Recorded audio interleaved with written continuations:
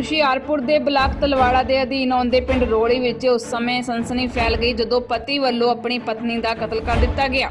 ਪਰਿਵਾਰ ਦੇ ਕਹਿਣ ਮੁਤਾਬਿਕ ਕੁੜੀ ਦੇ ਵਿਆਹ ਨੂੰ ਸਿਰਫ 1 ਸਾਲ ਦਾ ਸਮਾਂ ਹੋਇਆ ਸੀ।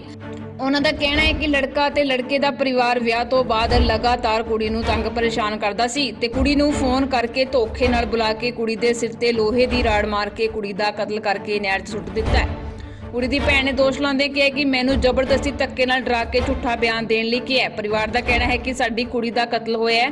ਪਰਿਵਾਰ ਵਾਲਿਆਂ ਨੇ ਥਾਣੇ ਅੱਗੇ ਪ੍ਰਦਰਸ਼ਨ ਕਰਕੇ ਦੋਸ਼ੀ ਦੇ ਕਤਲ ਦੀ ਧਾਰਾ 302 ਲਾਉਣ ਦੀ ਮੰਗ ਕੀਤੀ ਹੈ। ਕੀ ਲੱਗਦੀ ਸੀ ਤੁਹਾਡੇ ਸਿਸਟਰ? ਹਾਂਜੀ ਮੇਰੀ ਸਿਸਟਰ ਵੱਡੇ ਸਿਸਟਰ ਹੀ ਮਮਾ ਅੱਗੇ ਆਓ ਗੱਲ ਬਣਦੀ ਆ ਗੱਲ ਉਹਨਾਂ ਦੇ ਇਦਾਂ ਹੀ ਫੋਨ ਤੇ ਗੱਲ ਹੋਈ ਡਾਂਗੂ ਮਾਰੀ ਦਾਸ ਦੋਸਤ ਤੋਂ ਕੋਈ ਉਹੀ ਤੇ ਉਹਦੇ ਕਰਕੇ ਕੀ ਕਹਿੰਦੇ ਮੇਰੀ ਭੈਣ ਨੂੰ ਪਰੇਸ਼ਾਨ ਕੀਤਾ ਜਾਂਦਾ ਸੀ। ਉਹ ਸੱਸ ਨੂੰ ਤਾਨੇ ਮੇਣੇ ਦਿੰਦੇ ਸੀ ਜਿਹਦੇ ਕਰਕੇ ਮੇਰੀ ਭੈਣ ਕੀ ਕਹਿੰਦੇ ਕੱਲ ਆਈ ਸੀ ਇੱਥੇ ਹਨਾ ਕਹਿੰਦੀ ਮੈਂ ਗੱਲ ਕਰਨੀ ਤੇ ਸਾਲ ਵਿਆਹ ਨੂੰ ਹੋ ਰਿਹਾ ਕਰਦਾ ਮੇਰੇ ਪਸੰਦ ਨਹੀਂ ਆਈ ਮੈਂ ਨਹੀਂ ਰੱਖਣੀ ਆ ਉਹ ਤੇ ਉਹਨੇ ਕੀ ਕਹਿੰਦੇ ਨਹਿਰ ਵਿੱਚ ਧੱਕਾ ਦੇ ਕੇ ਮੇਰੀ ਭੈਣ ਨੂੰ ਘਰੋਂ ਬੁਲਾ ਕੇ ਜਾਣ ਕੇ ਮਾਰਿਆ ਆਪ ਆਹੋ ਡਾਂਗ ਮਾਰੀ ਡਾਂਗ ਮਾਰ ਕੇ ਫਿਰ ਨਹਿਰ 'ਚ ਸੁੱਟ ਦਿੱਤਾ। ਨਾ ਮੈਨੂੰ ਦੱਸਿਆ ਗਿਆ ਕਿ ਤੇਰੀ ਭੈਣ ਸਾਡੇ ਤੋਂ ਇਦਾਂ ਹੋ ਗਿਆ ਕਿ ਜਾ ਕੇ ਮੁੰਡਾ ਲੈ ਕੇ ਬੁੱਚਾ ਚ ਲੋਗੀ ਚੱਲ ਜਾ ਕੇ ਮੈਂ ਛੋਟਾ ਜਿਹਾ ਮੁੰਡਾ ਲੈ ਕੇ ਉਹਨੂੰ ਲੱਭਦੀ ਰਹੀ ਰੋਂਦੀ ਰਹੀ ਨਾਲੇ ਉਹਨੂੰ ਸੰਭਾਲਦੀ ਵੀ ਲੋਗੀ ਇਹਨੂੰ ਮਾਰ ਸੁੱਟਣ ਦਾ ਮੈਨੂੰ ਮਾਰਨ ਦੀ ਧਮਕੀ ਦੇ ਰਿਹਾ ਉਹ। ਤਰਸੇਮ ਲਾਲ ਤੁਹਾਡੀ ਬੇਟੀ? ਹਾਂਜੀ ਮੇਰੀ ਬੇਟੀ ਸੀ। ਗੱਲ ਕੀ ਘਰੋਂ ਆਈਆਂ ਮਹਾਰਾਜ ਦੋਨੇ ਬੇਟੀਆਂ ਇੱਥੇ ਮੁੰਡੇ ਦਾ ਕੋਈ ਦੋਤਰਾ ਸੀ ਉਹਦਾ ਜਨਮ ਪੱਤਰੀ ਬਣਾਉਣੀ ਸੀ ਕੋਈ ਤੇ ਕਾਗਜ਼ ਕਿਤੇ ਜਵਾਈ ਨੇ ਇੱਥੇ ਰੱਖੇ ਹੀ ਕਹਿੰਦੇ ਕਿਤੇ ਪਤਾ ਨਹੀਂ ਰੱਖੇ ਕਿ ਨਹੀਂ ਰੱਖੇ ਸੀਗੇ ਉਹ ਝੂਠ ਸੱਚ ਤੇ ਉਹਨੂੰ ਵੀ ਪਤਾ ਹੋਏਗਾ ਹੁਣ ਉਹਦੇ ਦਿਲ ਦੀ ਉਹਨੂੰ ਪਤਾ ਮੈਨੂੰ ਕੀ ਪਤਾ ਇਸ ਚੀਜ਼ ਦਾ। ਤੇ ਇੱਥੋਂ ਜਿੱਥੇ ਨੌਕਰੀ ਕਰਦਾ ਸੀਗਾ ਉੱਥੋਂ ਲੈ ਕੇ ਗਏ ਆਏ ਮਾਲਕ ਨੂੰ ਫੋਨ ਫਾਨ ਕਰਕੇ ਅੱਗੇ ਪਿੱਛੇ ਕਰਤਾ ਕਿਤੇ ਤੇ ਉਸ ਤੋਂ ਬਾਅਦ 'ਚ ਬੇਟੀਆਂ ਨੂੰ ਗੱਡੀ 'ਚ ਬਿਠਾਇਆ ਗਿਆ ਤੇ ਆਪਣੇ ਸਹੁਰੇ ਪਿੰਡ ਪਹੁੰਚਾਇਆ ਗਿਆ ਤੇ ਉੱਥੇ ਜਾ ਕੇ ਉਹ ਧੱਕਾ ਮੁੱਕੀ ਕੀਤੀ ਉਹਨਾਂ ਨਾਲ ਤੇ ਉਹਨੇ ਪਤਾ ਨਹੀਂ ਕੀ ਮਾਰਿਆ ਉਹਦੇ ਕੀ ਨਹੀਂ ਮਾਰਿਆ ਉਹਨੂੰ ਨਹਿਰ 'ਚ ਧੱਕਾ ਦੇ ਦਿੱਤਾ। ਉਹ ਫਰਸ਼ ਦੇ ਉੱਪਰ ਡਿੱਗੀ ਹੈ ਜਾ ਕੇ ਪਤਾ ਨਹੀਂ ਕਿੰਨੀ ਸੱਟ ਲੱਗੀ ਕੀ ਬਣਿਆ ਉਹਦੇ ਨਾਲ ਕੀ ਨਹੀਂ। ਹੌਸਪੀਟਲ ਲੈ ਗਏ ਮੇਰੇ ਨਾਲ ਝੂਠ ਬੋਲਿਆ ਕਿ ਉੱਥੇ ਹਾਜੀਪੁਰ ਲੈ ਗਏ ਆ ਹਾਜੀਪੁਰੋਂ ਮੇਰੇ ਨਾਲ ਝੂਠ ਬੋਲਤਾ ਕਹਿੰਦੇ ਉੱਥੇ ਲੈ ਗਏ ਆ ਜਲੰਧਰ ਰੈਫਰ ਕਰਤਾ। ਮੈਂ ਆਹੀ ਫਿਰ ਵੀ ਗੌਰ ਕੀਤੀ ਵੀ ਚਲੋ ਆਪਣੀ ਸਿਸਟਰ ਨੂੰ ਭੇਜਿਆ ਆਪਣੇ ਘਰੋਂ ਇੱਥੋਂ ਵੀ ਜਾਓ ਪੈਣਾ ਤੁਸੀਂ ਜਾ ਕੇ ਦੇਖੋ ਕੀ ਗੱਲ ਹੈ ਕੀ ਚੱਕਰ ਬਣਿਆ ਕੀ ਹੈ। ਤੇ ਇੰਨਾ ਨਹੀਂ ਪਤਾ ਕਿ ਬੇਟੀ ਇੱਥੇ ਮਰ ਚੁੱਕੀ ਉਹਦੀ ਇੱਥੇ ਡੈਥ ਹੋ ਚੁੱਕੀ ਹੈ। ਉਹ ਤਾਂ ਸਾਨੂੰ ਸਿਰਫ ਝੂਠ ਬੋਲ ਰਹੇ ਆ ਆਪਣੀ ਜਾਨ ਬਚਾਉਣ ਵਾਸਤੇ। ਤੁਸੀਂ ਪ੍ਰਸ਼ਾਸਨ ਤੋਂ ਕੀ ਚਾਹੁੰਦੇ ਹੋ? ਪ੍ਰਸ਼ਾਸਨ ਕੋਲ ਇਹੋ ਚਾਹੁੰਦੇ ਆ ਸਾਡੇ ਕੋਲ ਇਨਸਾਫ ਮਿਲ ਜਾਏ ਸਾਨੂੰ ਹੋਰ ਅਸੀਂ ਕੁਝ ਨਹੀਂ ਚਾਹੁੰਦੇ ਜੀ। ਸਰ ਮੇਰਾ ਨਾਮ ਰੋਸ਼ਨ ਲਾਲ ਮੈਂ ਐਕਸ ਪ੍ਰਧਾਨ ਪਤੀ ਹਾਂ ਪਿੰਡ ਮੋਟਲੀ ਤੋਂ।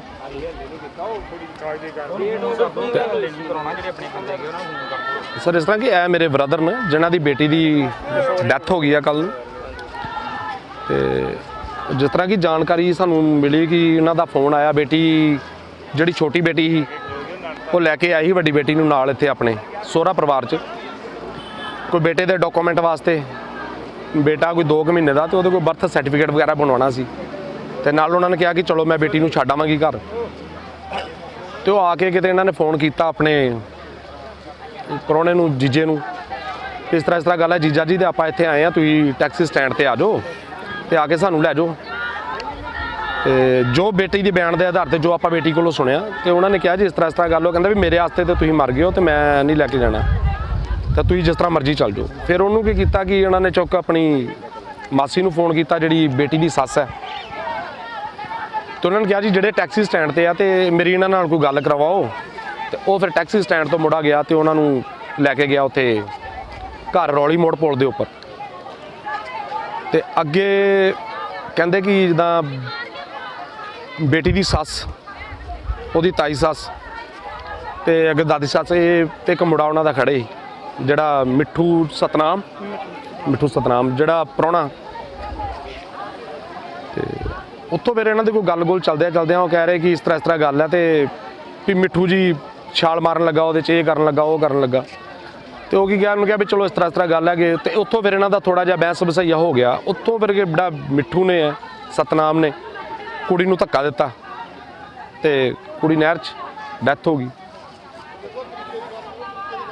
ਤੇ ਆਪਾਂ ਕੋ ਲਗਭਗ 14 ਤੋਂ 15 ਘੰਟੇ ਇਸ ਹੋਈ ਘਟਨਾਕ੍ਰਮ ਨੂੰ ਹੋ ਗਏ ਨੇ ਤੇ ਪ੍ਰਸ਼ਾਸਨ ਦਾ ਜਿਹੜਾ ਕੋਈ ਸਲੂਕ ਆ ਕੋਈ ਇਦਾਂ ਵਧੀਆ ਨਹੀਂ ਲੱਗ ਰਿਹਾ ਤੇ ਕਾਰਵਾਈ ਥੋੜੀ ਜਿਹੀ ਸੁਸਤ ਚੱਲ ਰਹੀ ਹੈ।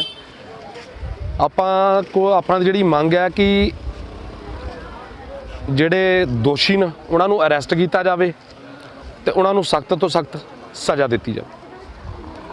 ਕੱਲ ਦਾ ਮਸਲਾ ਸੀਗਾ ਡੈਡ ਬੋਡੀ ਲੇਡੀ ਦੀ ਹੱਤਿਆ ਹੋਈ ਆ, ਉਹ ਕਿੱਥੋਂ ਦੀ ਲੇਡੀ ਸੀਗੀ?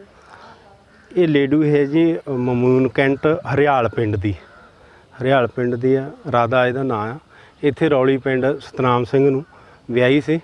ਇਹਦੇ ਵਿਆਹ ਨੂੰ ਕੋਈ 10-11 ਮਹੀਨੇ ਹੋਏ, ਜਿਹਦਾ 2 ਸਾਲ ਦਾ ਬੱਚਾ 2 ਮਹੀਨੇ ਦਾ ਬੱਚਾ, ਠੀਕ ਹੈ ਜੀ। ਉਹ ਕੱਲ ਇੱਥੇ ਆਪਣੇ 15-20 ਦਿਨ ਤੋਂ ਗਈ ਸੀ ਆਪਣੇ ਪੇਕੇ। ਉਸ ਤੋਂ ਬਾਅਦ ਆਪਣੇ ਘਰ ਆਈ ਆ ਤੇ ਆਉਂਦੇ ਇੱਥੇ ਰੌਲੀ ਨਹਿਰ ਪੁਲ ਤੇ ਇਹਨਾਂ ਦਾ ਕੋਈ ਆਪਸ ਵਿੱਚ ਬਹਿਸ ਹੋਈ ਆ।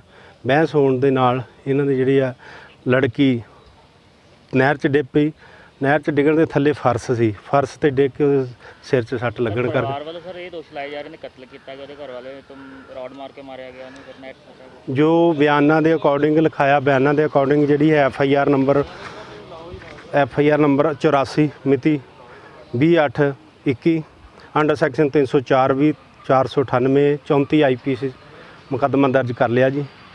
ਦੋਸ਼ੀ ਕੁਛ ਫੜੇ ਗਏ ਆ, ਉਸ ਨੂੰ ਭਾਲ ਕਰ ਰਹੇ ਹਾਂ ਜੀ।